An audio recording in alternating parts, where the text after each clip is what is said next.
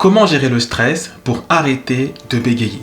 Tu me poses très souvent cette question et je décide aujourd'hui de faire le point sur la gestion du stress pour que tu saches comment t'y prendre en privé avant de te lancer dans une future discussion en public.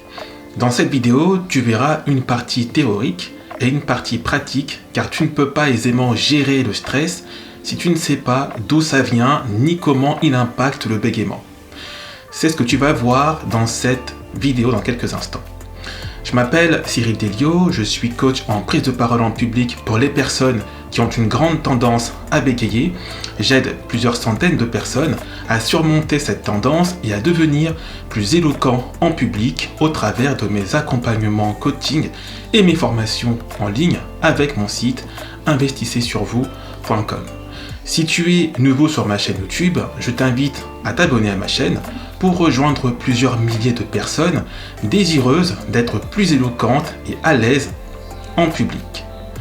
De manière générale, le bégaiement est dans une large mesure lié au stress. Cela signifie que la personne qui bégaye devra gérer ses niveaux de tension afin d'augmenter son contrôle sur son discours. En réalité, ce qu'on va faire, c'est de mettre l'accent sur les moyens de réduire la tension au niveau de base ou à un niveau gérable pour toi. Concrètement, comment se manifeste cette tension physiquement? Alors, moi j'ai noté qu'il y a les paumes des mains qui peuvent être moites lorsque par exemple on attend son tour pour faire un examen oral. Il y a aussi le pouls qui s'accélère, la boule au ventre aussi, la bougeotte, notamment pour l'une des deux jambes, etc. Ces différentes formes de tension sont parfois qualifiées de nerfs, de pression, d'excitation, panique, stress, etc. Mais quelle est exactement cette tension? Un chercheur canadien décrit la tension comme le rythme auquel nous vivons à un moment donné. Tous les êtres vivants sont soumis à une mesure de tension et toute expérience intense, agréable ou non, augmente temporairement cette tension. En d'autres termes, un coup douloureux et un baiser passionné peuvent avoir le même effet.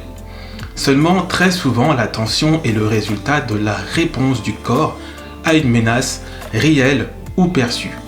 On l'appelle aussi la réponse combat ou fuite. C'est un mécanisme qui est activé pour libérer de l'énergie supplémentaire pour contrer la menace. Cela provoque une augmentation de la glycémie et une accélération des processus métaboliques, donc une réaction en chaîne conduisant à une augmentation du pouls, de la pression artérielle et de l'activité musculaire. Ce dernier point est important car une augmentation de l'activité musculaire peut également affecter les muscles des cordes vocales. Les personnes qui bégayent avec une contraction au niveau du cou savent très bien de quoi je parle. Dis-moi en commentaire si tu te retrouves parfois dans cette situation. Puis, comme nous vivons dans un monde stressant où tout peut être une source de stress, comme le fait de poser une question dans un magasin, à un vendeur ou alors répondre au téléphone, donc tu l'auras compris que trop de stress, qu'il soit imaginaire ou réel, peut grandement influencer ton discours. Je te rassure, la tension n'est pas nécessairement et obligatoirement nocive. Une certaine tension est normale car il fournit de l'énergie dont tu as besoin pour relever de nouveaux défis. L'objectif est donc de contrôler et non d'éliminer les tensions. C'est pour cela que je partage avec toi des stratégies pour gérer le stress. Alors, il y a pour la première stratégie est d'identifier la cause du stress. C'est la base avant de travailler sur la fluidité de la parole à laquelle le stress est lié.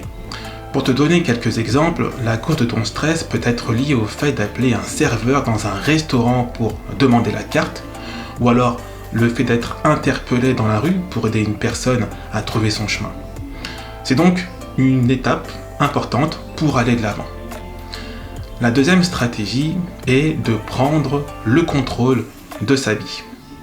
Les personnes qui se sentent maîtres d'une situation ou de leur vie en général semblent moins sensibles au stress. Les personnes qui ont un réseau de famille ou d'amis ont la sécurité de savoir où trouver du soutien quand elles en ont besoin. Un tel soutien social peut jouer un rôle important dans la résistance au stress. La troisième stratégie concerne ton système de valeurs.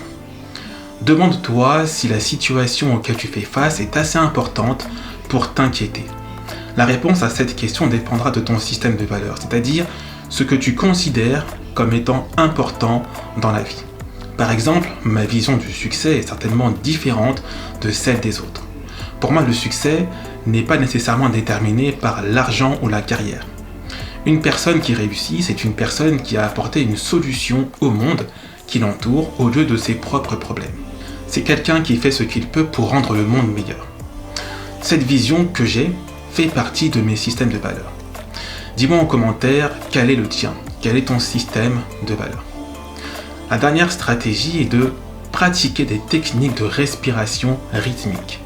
C'est une technique de respiration profonde qui permet d'agir sur les autres fonctions de ton organisme avec de nombreux effets bénéfiques comme une meilleure irrigation et oxygénation du cerveau, donc ce qui permet d'obtenir une meilleure concentration et d'avoir les pensées plus positives. Elle permet également le relâchement des muscles et apaise le mental. Donc c'est une pratique intéressante à réaliser au quotidien.